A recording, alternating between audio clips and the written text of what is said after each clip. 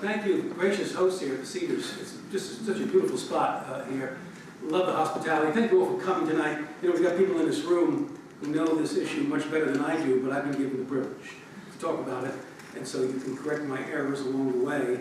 I first actually encountered Charles Malik's writings when I was wrapping up my time at Wheaton College, graduate school there, and there was a little pamphlet on a shelf that no one was paying any attention to. It looked like it was up for grabs, and I thought, let's liberate that for my purposes. It was called The Two Tasks from Charles Malik, about speaking to the evangelicals about the need, yes, to evangelize, but also the need to be engaged with the life of the mind in the university. And it's just transformational talk and lecture, and Habib and I are going to get into that later in the week. But that was my first encounter with Charles Malik, and I just wanted to know more about it. I was so impressed with that essay.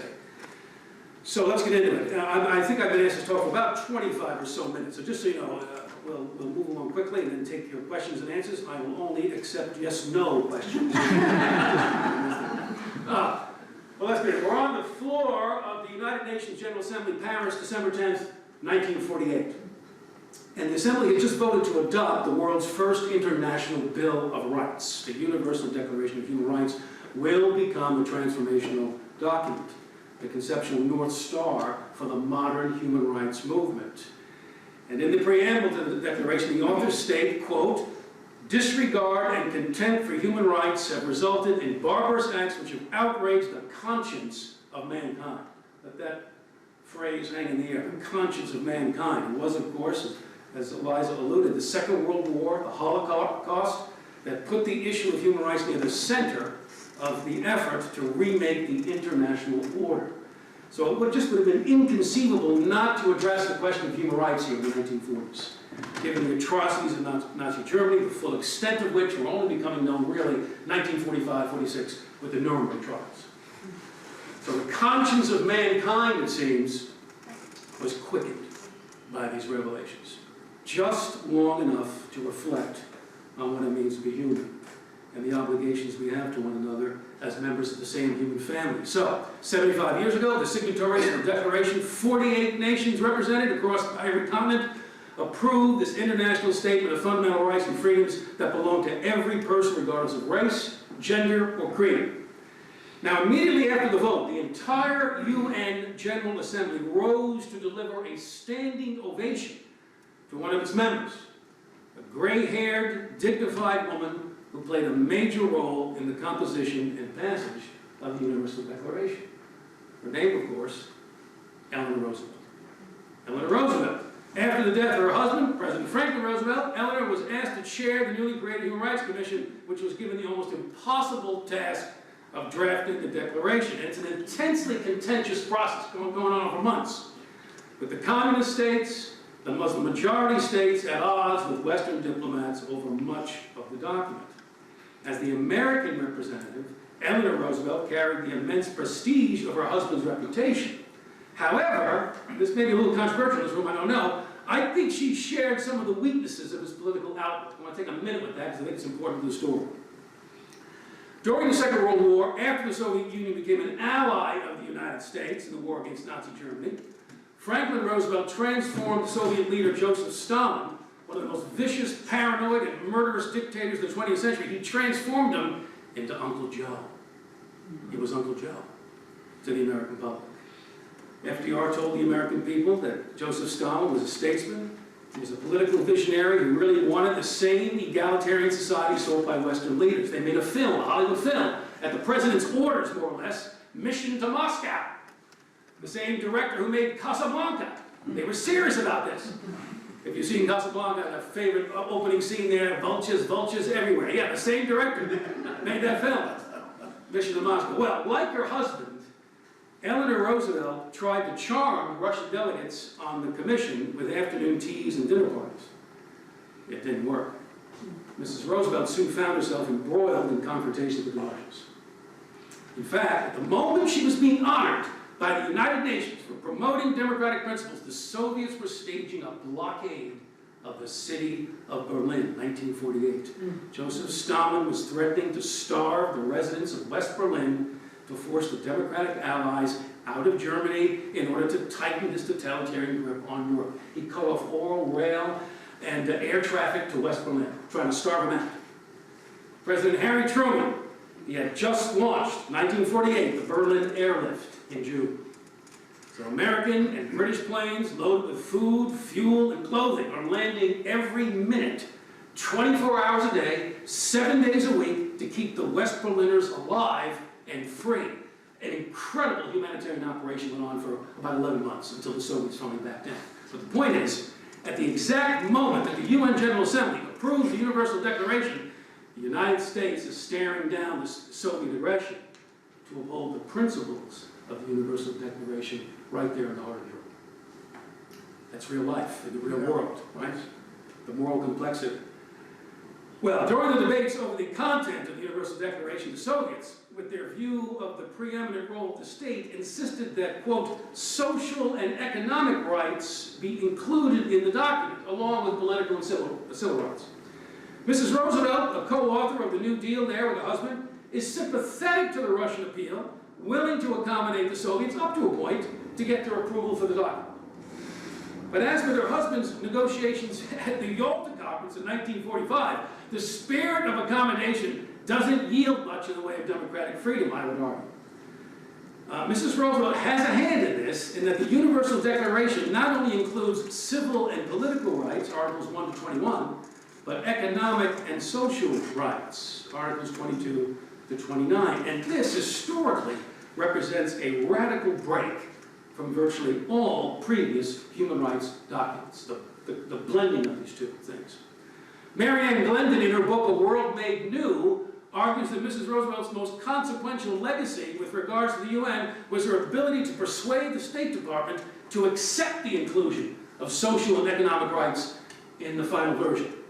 This is from Marianne Glendon. Eleanor Roosevelt's presence assured that FDR's 4 freedoms, which included freedom from want, would be a constant touchstone for all members of the Commission. Now, I'm not sure where Professor Glendon is on this, but from my view, that is a legacy that is problematic, thanks to the endless mischief that has been created by the explosion of economic and social rights. We'll get into that a little bit later. But during her months of work on the Commission on Human Rights, Eleanor Roosevelt seems to have had something like a come-to-Jesus moment about the Soviets and their intentions. She understood that the Soviets meant something quite different by the terms freedom and democracy as understood in the West. Speaking at the Sorbonne in Paris in September 1948, Mrs. Roosevelt admitted that Russia's failure to respect human rights was now a major obstacle to world peace. It is a tough speech. She rakes the Russians over the coals without ever naming them. Here's a few lines. We know the patterns of totalitarianism, she says. The single political party, the control of schools, press, radio, the arts, the sciences, and the church to support autocratic authority. These are the signs of reaction, retreat, and retrogression, she says. Well, reaction, retreat, retrogression, that may be true philosophically in describing the ideology of Stalin's Russia. But speaking geopolitically at this moment, the Soviet Union is not in retreat. They are tightening the communist noose around the necks of the peoples of Eastern Europe. We're in the Cold War now, friends, in 1948. And that meant the evaporation of the rights and freedoms proclaimed in the Universal Declaration. Now, if there was one delegate, looking at my water, if there was one delegate on the Commission who had absolutely no interest in appeasing the materialistic outlook of communist Russia, it was the Arab Christian, the philosopher and statesman, the Lebanese ambassador to the United Nations, Charles Malik. In some ways, Charles Malik, I think, because of his admiration for the United States, because of his deep understanding of the religious roots of liberal democracy, and because of the power of his intellect and the force of his personality, I think because of all these qualities, he was the most effective voice actually representing American interests and the Western political tradition. That's part of my thesis. Happy to have you guys challenge me. Well, in a commission session, a few examples of this. In a commission session, February 4th, 1947, Malik proposed 4 principles that should guide the work of the Commission and become part of the International Bill of Rights. 4 principles, here they are. 1, the human person is more important than any national or cultural group. 2, a person's mind and conscience are his most sacred possessions. 3, attempts by the state, church, or any other group to coerce consent are unacceptable. And 4, freedom of conscience must be considered supreme and set apart for special protections. Well, Ambassador Malik immediately faced opposition from other members of the Commission. The British delegate, Mr. Dukes, a member of Britain's Labour Party, a man of the left, he said this: "I'm all for freedom of conscience, but you must pay the price of limiting your own freedom if you are to receive the benefits of the state." And repeated that phrase again and again in the exchange. You must pay the price for receiving the benefits of the state. You can tell, this just ticked Malik off. And in my Loconte attitude or perspective on it, here's what Malik said in responding: "If the price means the complete extinction of my freedom of choice, then whatever that state of being is, I will not agree with it."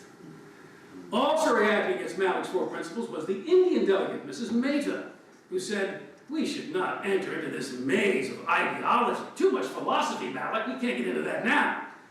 Ambassador Malik politely but firmly countered, "Well, unfortunately, whatever you say, madam, one must have ideological presuppositions, and no matter how much you fight shy of them, they are there. And you either hide them or you're brave enough to bring them out into the open." Wow! And then he went on. "It is precisely my intention to give meaning to that vague phrase, human dignity and worth, which is used in the Charter, the Human Charter, and to give it content. And therefore," he says, "to save it from hollowness and emptiness." How's that for prophecy? Malik also got into regular debates, of course, with the communist delegates about the rights of the individual versus the rights of the state. Listen to Charles Malik.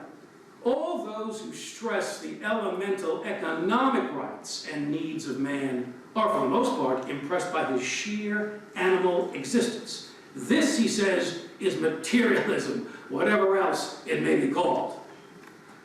And he went on. Unless man's proper nature, unless his mind and spirit are brought out, set apart, protected, and promoted, the struggle for human rights is a sham and a mockery." So this perspective on human nature, an anthropology, right? A view of the human person is what he has. This perspective on human nature explains, I think, and I want to hear from Habib on this, why Charles Malik fought so hard to include a provision in the Declaration protecting the rights of conscience in matters of faith. I think there's a link here. Article 18, the crown jewel of the document, the right to freedom of thought, conscience, and religion. Now, the roots of this idea, I won't get too much into the history of this, but you ask an historian to talk, so you got to get a little bit of that. The roots of the history of this idea go back to classical antiquity, to Cicero and his concept of natural law, to Judaism and its belief in one God, the God whose chosen people, the Jews, were made to live in freedom, to the teachings of Jesus, who invited and called people to become his disciples and find true spiritual freedom. But he always left them, though, with the choice.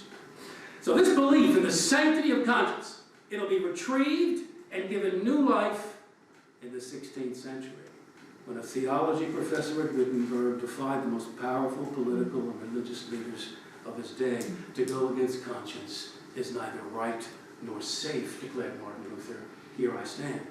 So Luther's achievement was acknowledged, believe it or not, in the 20th century by a committee of leading philosophers who were asked to contribute to the composition of this International Bill of Rights. In their 1947 UNESCO document, they cited the Protestant Reformation with its appeal to the absolute authority of individual conscience as one of 2 historical events most responsible for the cause of human rights. UNESCO.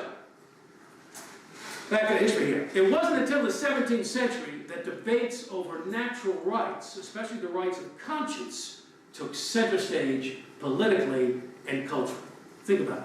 17th century Europe, and nowhere else in the world, friends, is this debate going on about natural rights.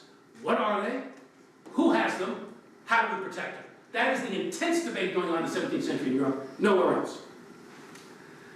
Well, the breakthrough thinker in all this, some of you know me will know what's coming, the English philosopher John Locke. I see you laughing over there. Yeah, he and I. One-trick pony. We can be talking about the New York Mets, in 10 minutes we're off on John Locke.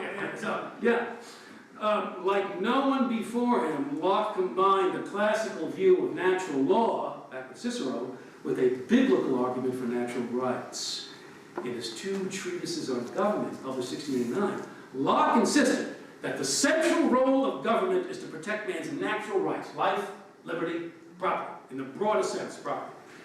In his letter concerning toleration, Locke made freedom of conscience, religious liberty, one of the pillars of our natural rights that needed special protection according to Locke. Any government that trampled the natural rights of its citizens, according to Locke, quote, put itself at war with the people.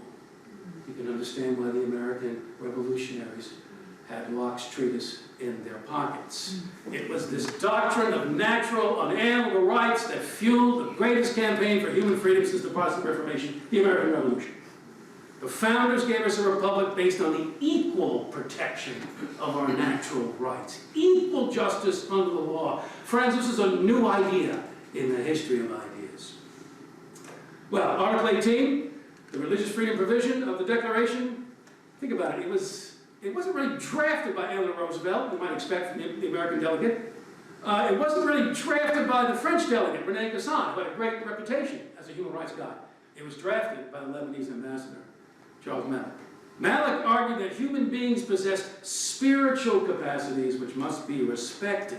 Here's a few lines from Charles Malik.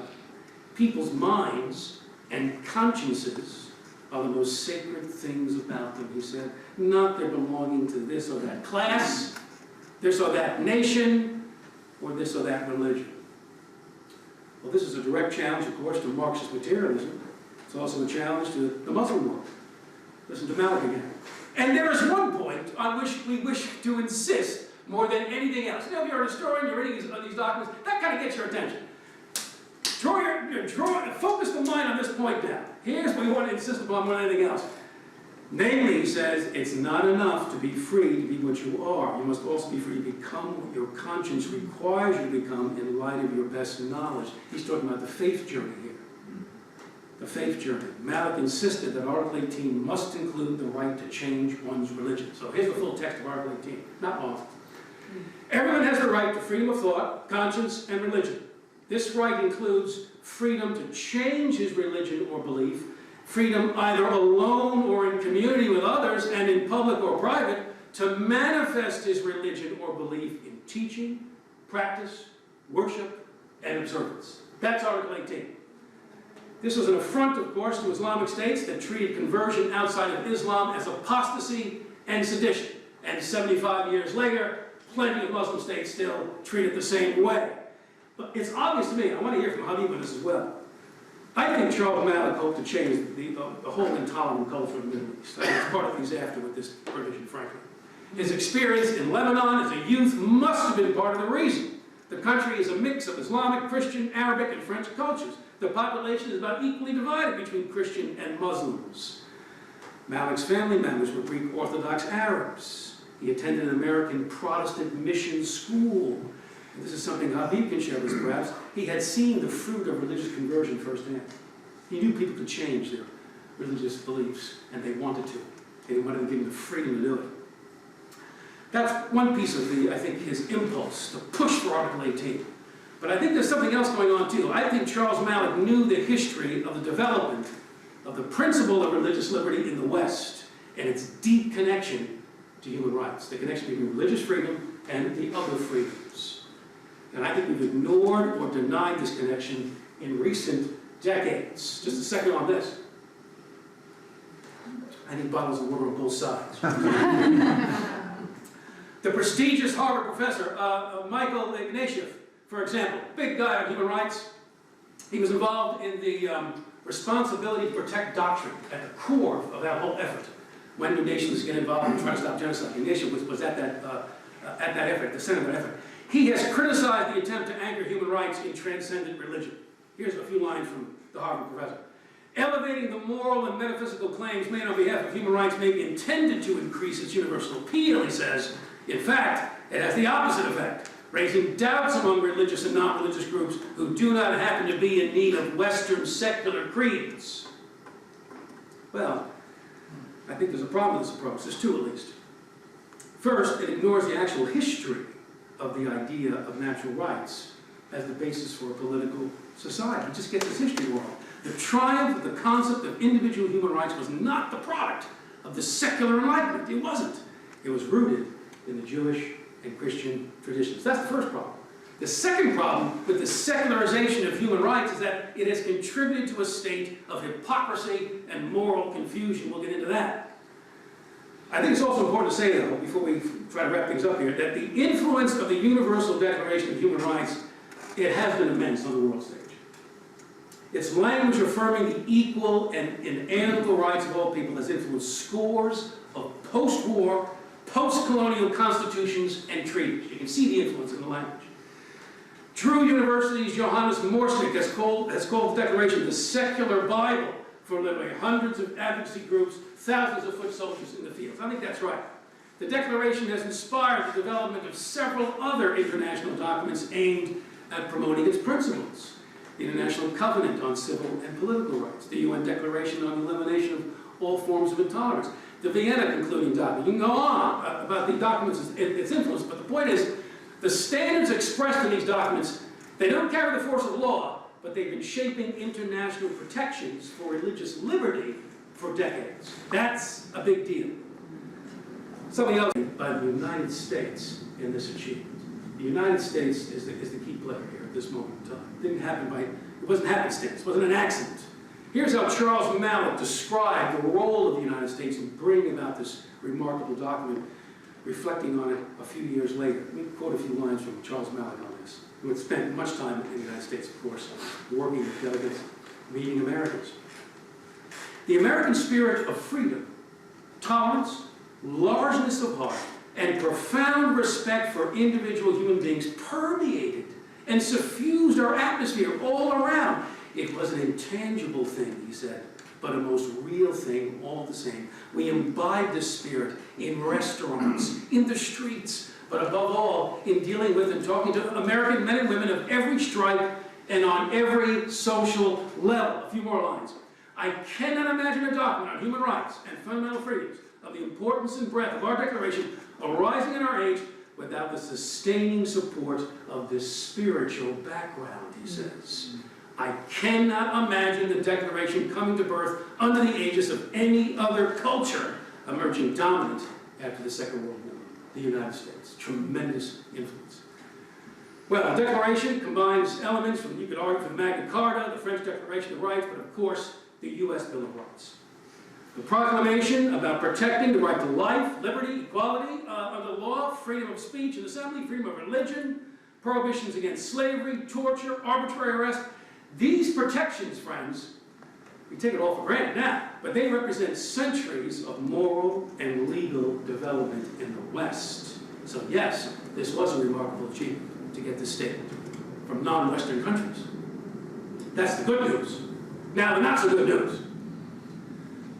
The rapid corruption of the concept of natural rights, human rights, over the last several decades. The trouble began, we could argue, with the original Human Rights Commission and the compromises that were made to pass the Declaration. The elevation of economic and social goals to the category of universal human rights. I think we've allowed the socialists and the communists to confuse human rights with social aspirations, different things. Malik saw the problem in the early stages, back in 1952, just 4 years after the passage of the Universal Declaration. 4 years, a few lines from Malik. A quiet revolution has occurred in the Commission on Human Rights since its establishment. Attention was fastened, for the most part, on what we now call civil and political rights. The archetype we were trying to ensure was freedom from discrimination, from arbitrary arrest, freedom of religion, speech. Then he goes on. It never occurred to us that anything else was as important as these were, he said. Today, the emphasis has shifted. Economic, social, and cultural rights have come into their own. He went on to call this the materialistic revolution of the times. 4 years after they passed the document. A materialist revolution of the times. Well, think about it this way. Every materialistic revolution in modern times, socialism, communism, fascism, eugenics, environmentalism, the AI revolution, has held a utopian vision of human societies. Because by definition, utopian, it seems to me, deny the corruption of human nature, man's alienation from the Creator. And at the same time, they lose sight of the sacred basis for human dignity, the Imago Dei. The result is a profound moral dystopia. So 75 years later, what do we have? Well, in the UN system, we've seen a torrent of treaties and conventions with ever-expanding categories of rights. Nations like Iran even claim, quote, an inalienable right, unquote, to nuclear technology. You can find the language in the Nuclear Non-Proliferation Treaty, Article 4. Look it up. Thomas Jefferson's got to be spinning in his grave. An inalienable right to nuclear technology. Really? When human rights are confused with social or economic aspirations, human dignity is debased, and basic rights become more politically tenuous. Modern liberalism, my friends, I hate to say it, but having dispensed with traditional moral norms, has transformed the severe quality of conscience. The severe quality of conscience, they've transformed it into a playpen of desire. Having denied a religious foundation for human rights, we have left individuals vulnerable to the despotic whims of the secular state. Listen to Charles Malik, who saw it coming. I never denied the need for the state, or for social organization, or social responsibility. The danger of the present age, he said, is not that the state is too weak to plead its claims. The real danger of the present age is that social claims are in danger of snuffing out any real personal liberty. So declarations of rights are important, but they're not sufficient. Rights, a deeper understanding of our natural rights and our obligations, right? Obligations to family, to the common good, to the Creator, those are crucial. They have to be, this understanding of rights has to be embodied, though, right, in institutions as best we can. They have to be protected by law, reinforced in culture, in the civic and religious institutions that shape the core beliefs and the values of a society. That's hard work, hard cultural work. The history of the struggle for freedom in the West teaches an inconvenient truth, it seems to me. There is no coherent view of human personality stripped of the Imago Dei. It just doesn't exist. It's been tried and failed repeatedly. Britain's former chief rabbi, the late Jonathan Sacks, he explained that the self-evident truths of the Declaration of Independence were anything but self-evident. Listen to Rabbi Sacks. They would have been unintelligible to Plato, to Aristotle, or to every hierarchical society the world has ever known, he said. They are self-evident only to people, to Jews and Christians, who have internalized the Hebrew Bible. Now that's a provocative statement. You may not agree with it. I don't know if Charles Malik agreed with it, but I suspect he took a similar view, that the self-evident truths, yeah, you need to kind of internalize something like the Hebrew and Christian scriptures to get it.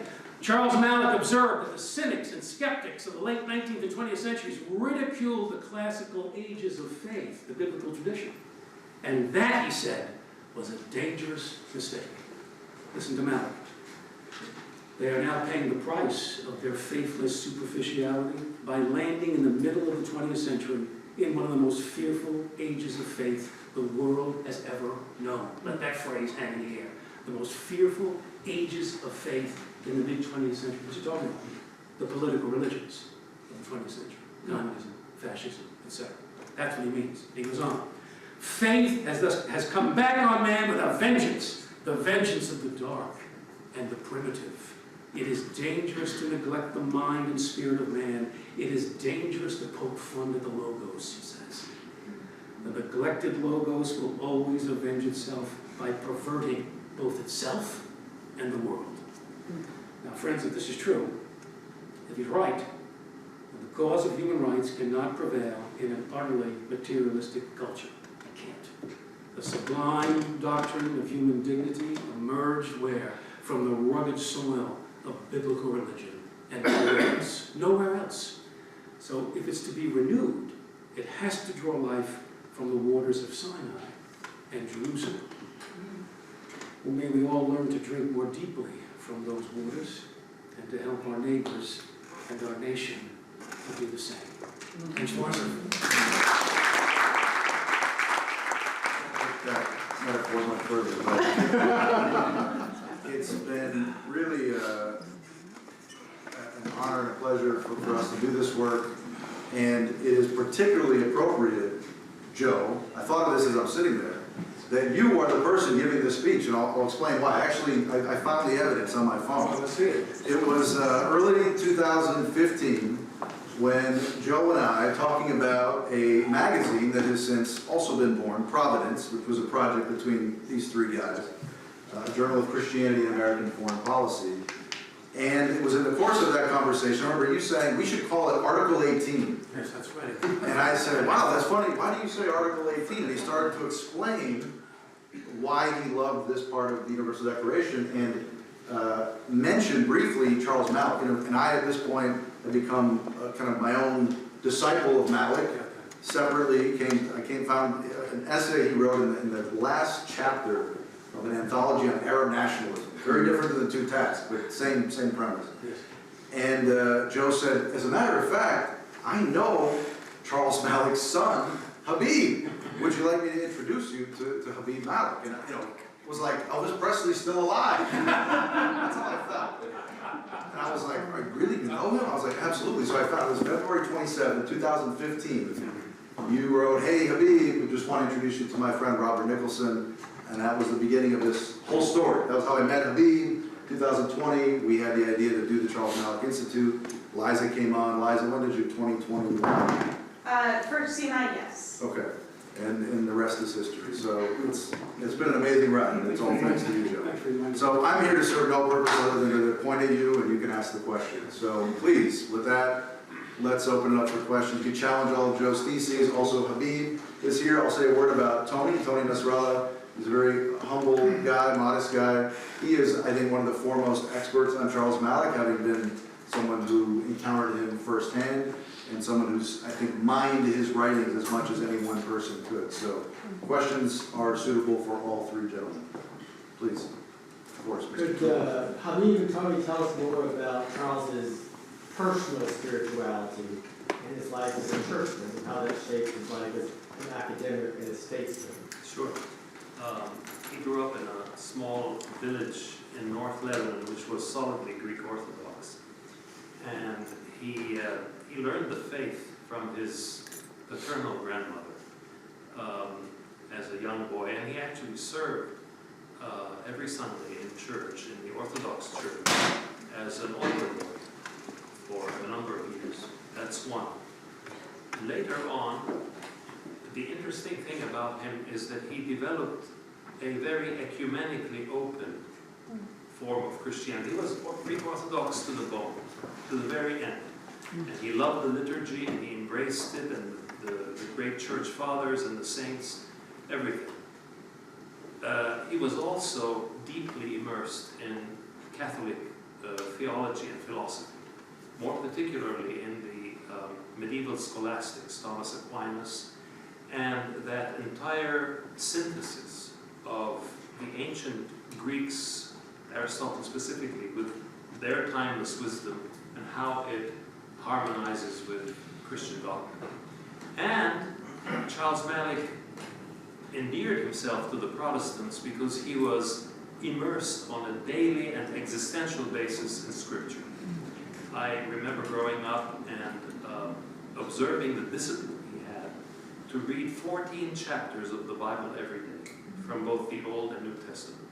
He would go through the Bible over, 2 years or 3, and then do it all over again. And he loved to read the Bible in the King James Version. And he would annotate and underline in different colors and so on his copy of the Bible until years after that he lost it in a New York taxi cab. Anyway, I can go on and on, but that's just a glimpse of Charles Malik. So let me just say, again, in answer to some of the things that, or to supplement some of the things that Joe was saying. You know, Charles Malik was very deeply rooted in Jesus Christ. And he loved the truth. He talked about the truth all the time. And I see it up there. I am the way, the truth, and the life. And the same truth told us, you will know the truth, and the truth will set you free. So Charles Malik tried to live this. And it wasn't easy for someone to be a committed Christian in the public square. And I think that is exactly one of his major contributions. That he gave an example of how a committed Christian can be active in politics, in daily responsibilities, and remain a Christian. And that's not an easy challenge. Just, if I may add one thing about his rigorous reading of the Bible. In the early days of the Lebanese Civil War in the 1970s, mid-1970s, one day there was a political meeting which, things were clearly messed up. And Charles Malik returned back home and he wrote down in his diaries that he was so fed up, so he had to sort of heal himself because of that. He didn't write these words, but he wrote that he read 67 chapters of the Bible. So, just to give you an idea. It's like taking a shower to all the dirt, So thank you so much for presentations here. I'm curious about his time studying in Germany. I forget what years those were exactly, but it seems like an interesting time, to say the least, pre-war, probably pre the Nazi takeover. But I feel like Germany was the ultimate proof text for a society with all of the trappings of extreme education, economic prosperity, industrialization, all the things that we would think would be products of Western civilization, but also at its core stripping away the Judeo-Christian foundation, even in the churches, and a lot of the nominally Christian institutions kind of losing that. So I'm wondering if you wrote anything about his time there and what lessons could be gleaned from it, because I think it's particularly relevant for now where, as you were saying, Dr. Loconte, the human rights language is more intense than ever. We want to strip it even more from any vestige of religion. And we see how that ends up when you try to maintain that without the scaffold that holds it up. Well, I could say a few words about that. Well, Charles Malik started off with an intense interest in science, and he actually studied up until the bachelor's level physics and mathematics, and then taught them at the American University of Beirut for 4 years. But all along, his real interests and his readings were in philosophy and literature. And he then decided to shift from the sciences to philosophy, which is something very common in history. And he sought out the one man at the time. He read a book by him, Alfred North Whitehead. The book is Science in the Modern World. And he was taken by this, and he decided to just write Whitehead out of the blue and tell him, I've read your book, and I'm interested in studying with you. I have no money, but I'm willing to work in your garden. That's exactly what he wrote. And those were the days when you didn't have to, well, I'm sure there was an application process, but he didn't go through that. He just wrote, curiously enough, Whitehead wrote back and said, because my father had sent him his grades, he said, your grades are very impressive. If you can manage to secure, the money to cross over to America, and then for the first semester, we will discuss your situation at mid-year. And that's exactly what he did. He borrowed money from friends and so on, crossed over, got very high grades the first semester, was called into Whitehead's office at Harvard, and he asked him, what's your situation, Malik? And the answer was, I have no more money. And he said, you've done so well, the rest of your education here will be at the department's expense.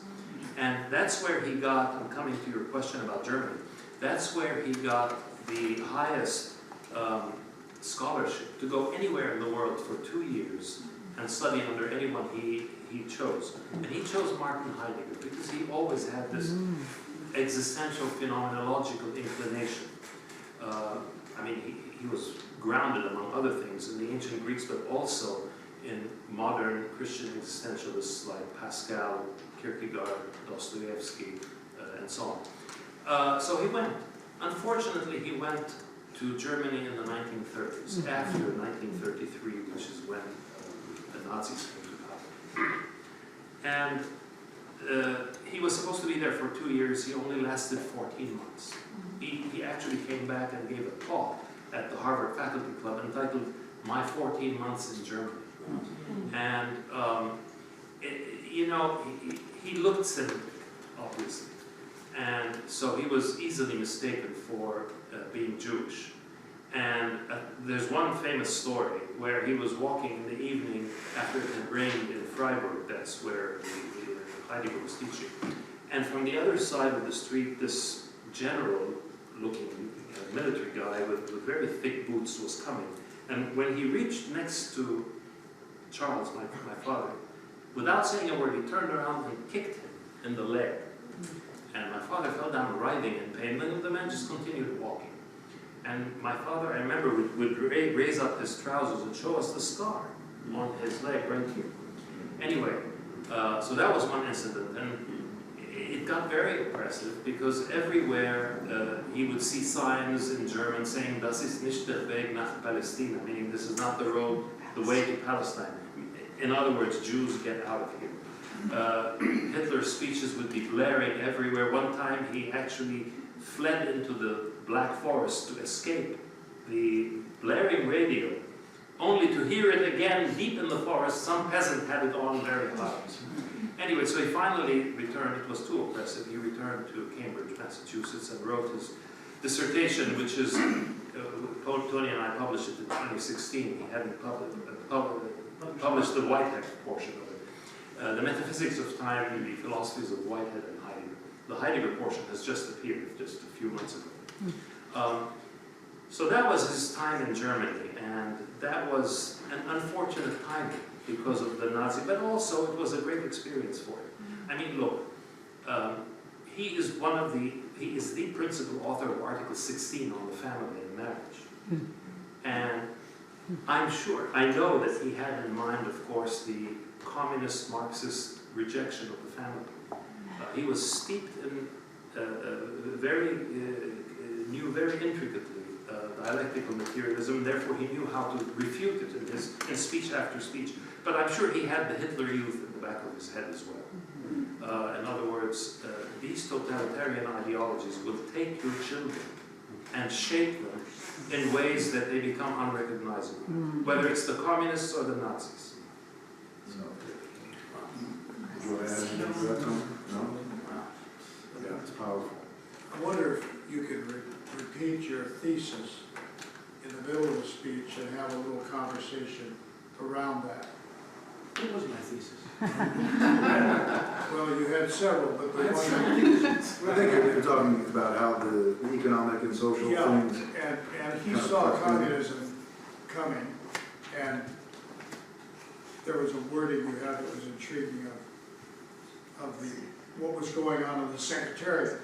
I think the Secretariat was given the responsibility for overseeing the drafting and any changes. Well, the materialism, the issue of militant materialism is right in front of him. And it's the communists, but it's the political religions, I think, of the 20th century that are so vivid. Because he's lived through it. It's his generation that's lived through it and seen the horror of it. So the idea that you can somehow disconnect the value of the human person from a deeply religious, biblical foundation, that I think to Charles Malik just made no sense. And he had seen literally the bitter fruit of that in the 20th century with the Nazis and communists both.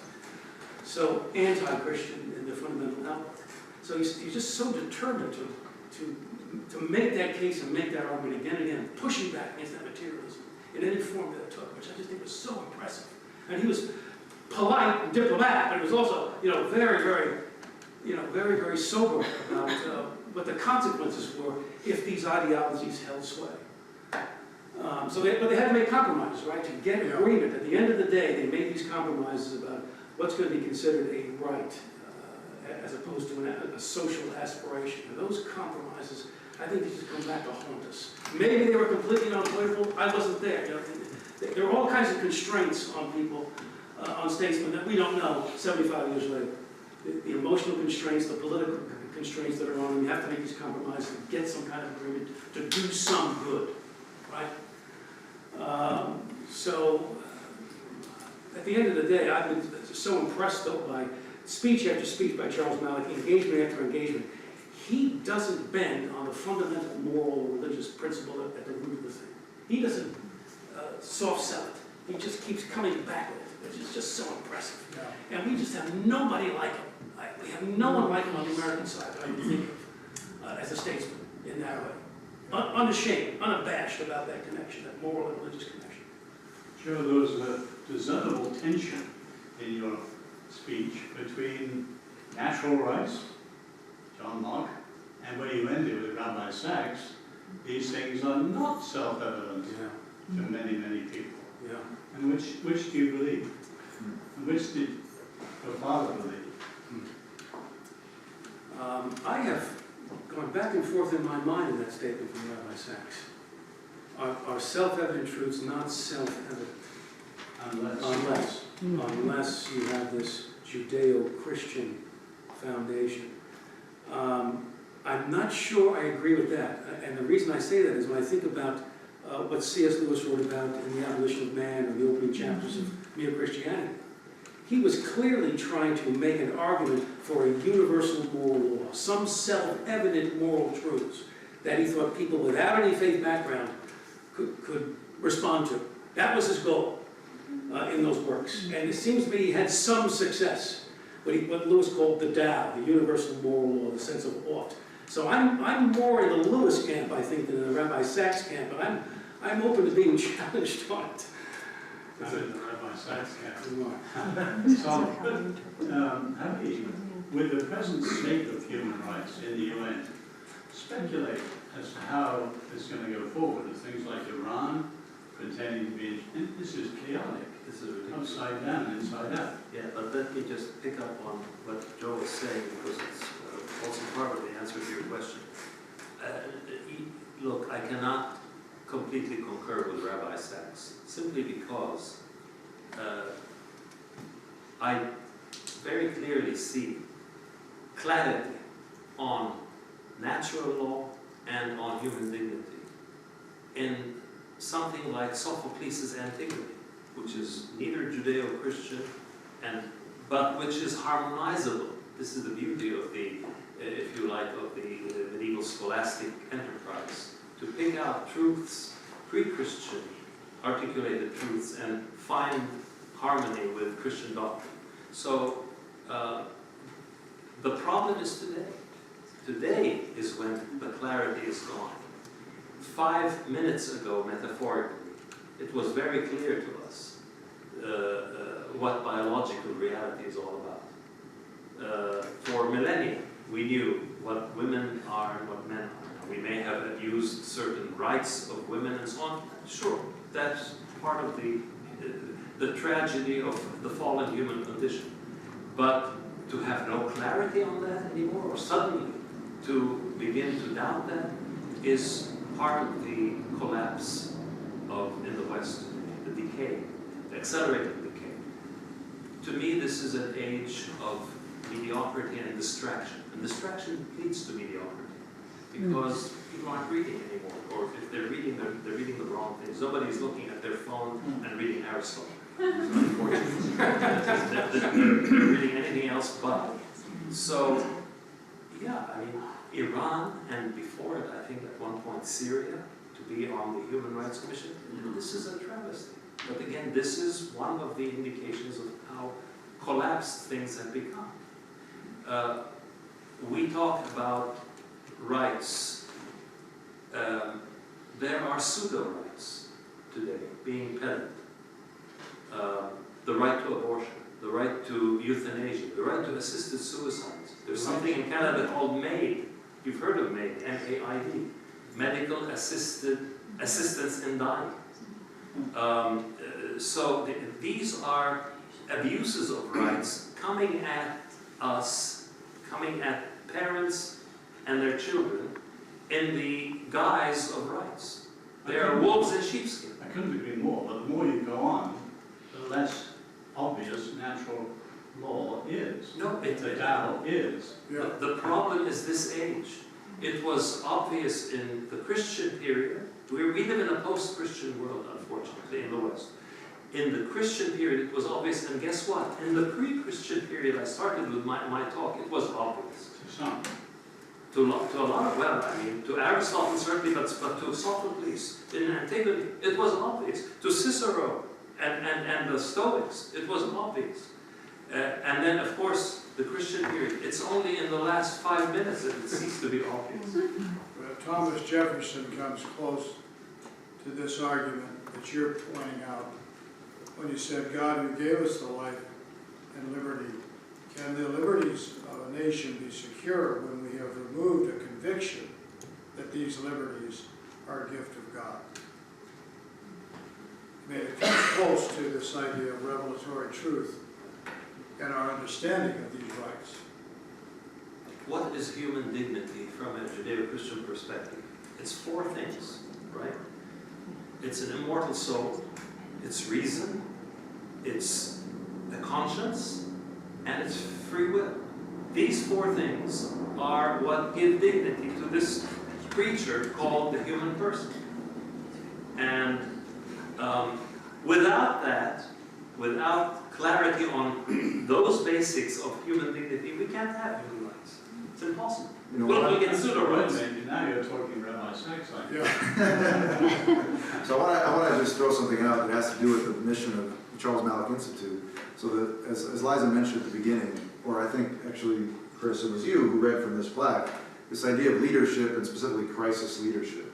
So what I love about Malik is he's both a philosopher and a statesman, right? Philosophers love to philosophize and just have these conversations around and around. If you're a statesman, at some point you have to come down to an answer. And it's always been fascinating to me, and I want to pose this to you guys, the whole endeavor of the Universal Declaration of Human Rights, because one could argue, as maybe we are, actually there could be in the long term more harm than good by making compromises to the Soviets and allowing these things to come in. If you play it out in your head, there'll be a Human Rights Commission, maybe Syria and Iran could sit on it. Actually, it's in, on net assessment, a negative, right? Charles Malik, I'm pretty certain, because history bears us out, believed that even though he could see some of these things, it was still worth doing, right? He made some kind of pragmatic concession to reality, and in a posture of leadership said, let's find a way to make this work. It's not going to be perfect, but it'll be sort of good. So I just wanted to hear what you guys, if Charles Malik was sitting here tonight, reflecting back on 75 years, no doubt recognizing it was historic to get these nations to, come around, what would he say about the legacy of the Declaration and its both either, promoting more human rights or serving as a kind of fig leaf under which all kinds of, violations of human rights take place? Well, I don't have a direct answer to your question, at least at first, but I wish to mention a speech that he had delivered in Arabic, in which he speaks about his philosophical ideas. And at one point he mentions that the definition of the human person may be found in the Universal Declaration of Human Rights, which is something unusual. The Universal Declaration of Human Rights is generally not seen as a philosophical definition of the human person. But for Charles Malik it was. I think partly because he himself personally had tied the definition or the Declaration of Human Rights to natural law, which made it more of a philosophical document than simply an agreement.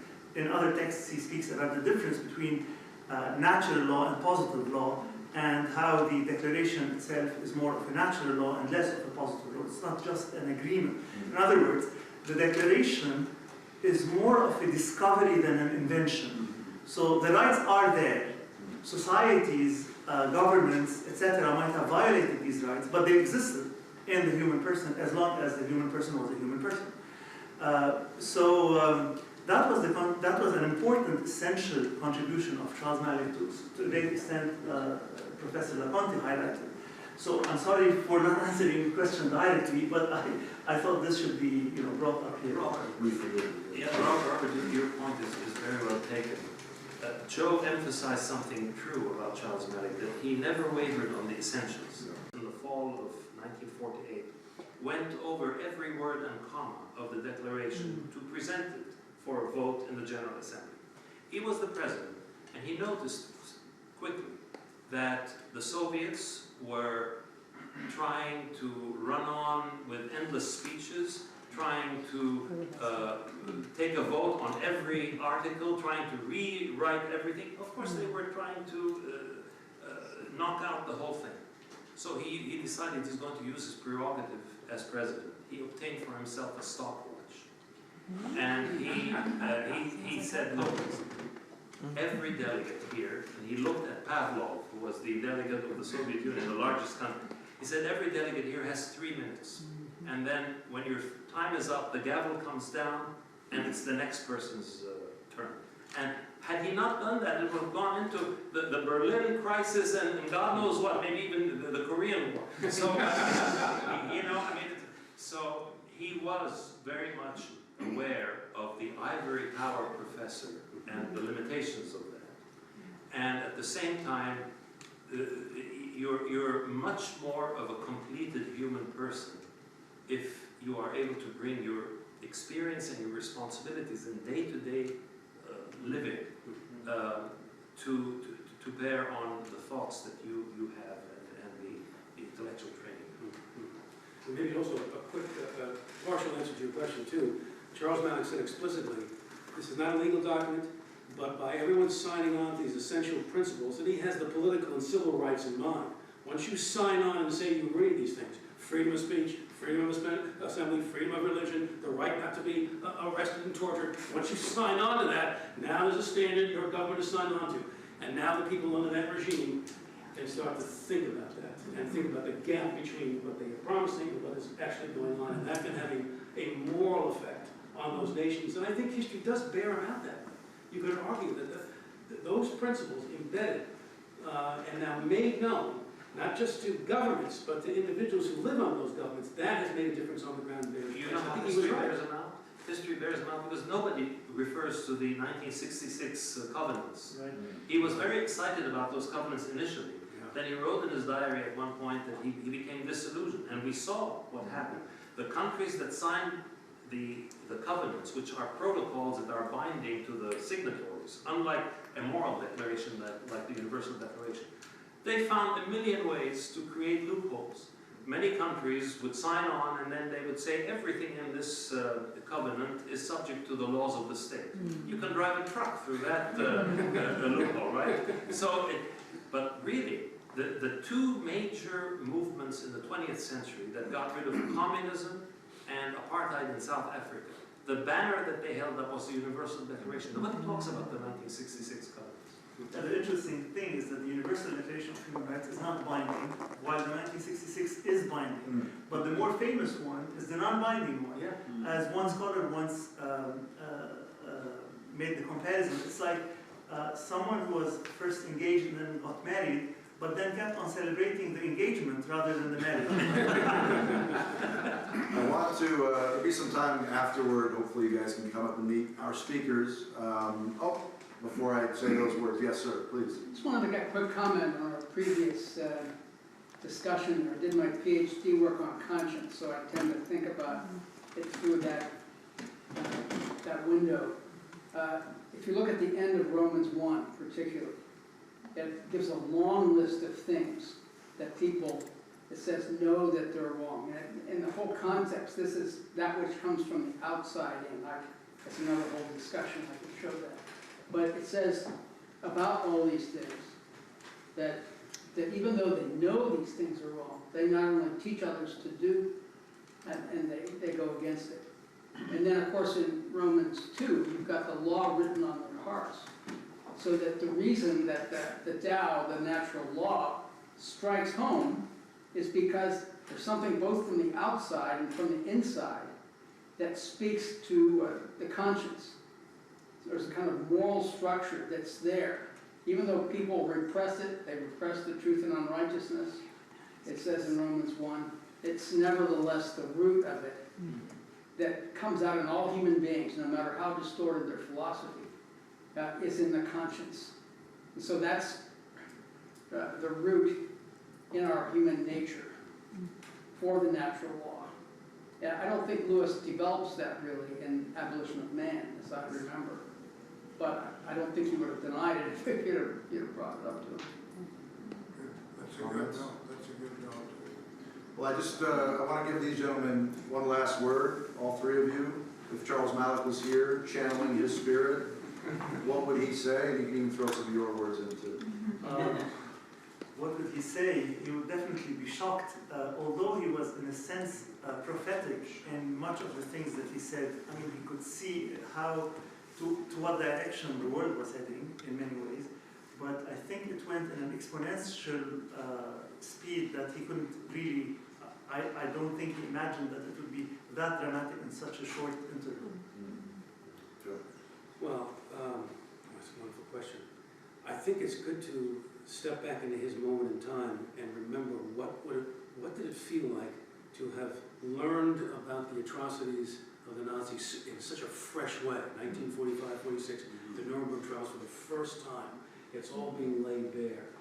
And so he has lived through the most cataclysmic moment at a human level in our whole history of a human civilization. He's lived through the worst of it. And he's not cynical. He's not despairing. He says there's work we now have to do to try to make a better world. And that to me is deeply inspiring. Yeah, I'd second what Tony said. And, you know, Charles Malik tried, but failed, to introduce an article on minority rights. Remember, this is the time of decolonization, and all the big powers don't want to open that can of worms. You know, every minority is going to come and ask for reparations and so on. In retrospect, I think if he comes today, I agree with Tony, he would be shocked at the speed of the decay. I mean, he saw the decay. In many of his writings, in a Christian Critique of the University in 1980, he lists 21 challenges. Well, they're much more compounded today. If he were to come today, he would probably say it was a blessing in disguise that I did not succeed in having an article for minority rights. Can you imagine how many minorities that, look, just as there are pseudo-rights, there are pseudo-minorities. There are integral minorities, like the historically rooted ethno-religious groups that are often subjected to decimation and genocide. We're looking at that today in Armenia. But there are pseudo-minorities, meaning people who live in functioning democracies with the rule of law and have all of the protections like every other citizen, but then based on peculiar elements of self-definition, they want to clamor for more rights. And it's almost like my saying, okay, I'm a member of the Flat Earth Society. There is such a thing in Nevada, by the way. People can have fun any way they like, right? On the basis of being a member of the Flat Earth Society, I need extra rights. What? This is ridiculous. So, anyway. I want to hand it back to Chris here in 1 second to close this out, but let me say two quick words. First one, Charles Malik Institute.org. Institute.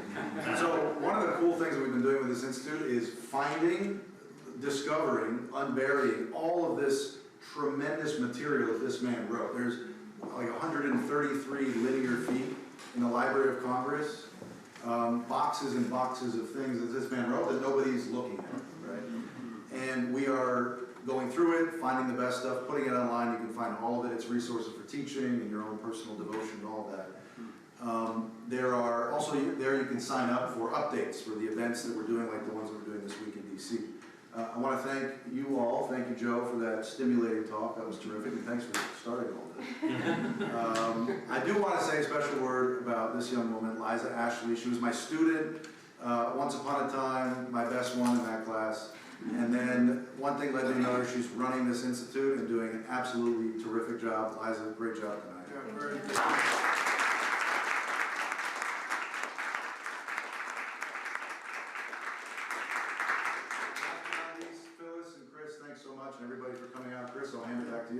Phyllis, do you have anything to say, sweetheart?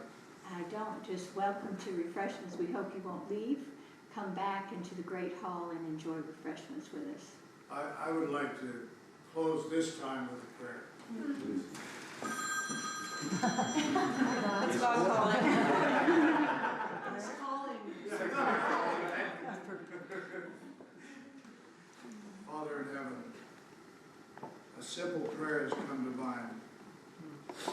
It comes from my heart, and it represents, I think, the sentiment of everyone here. You've asked us to pray for laborers. I pray, Father in heaven, for laborers like Charles Malik. I pray this for Lebanon,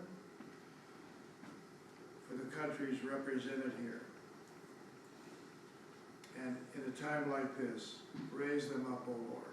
Raise up such laborers of mind and heart, stout in spirit, insightful, bold, courageous,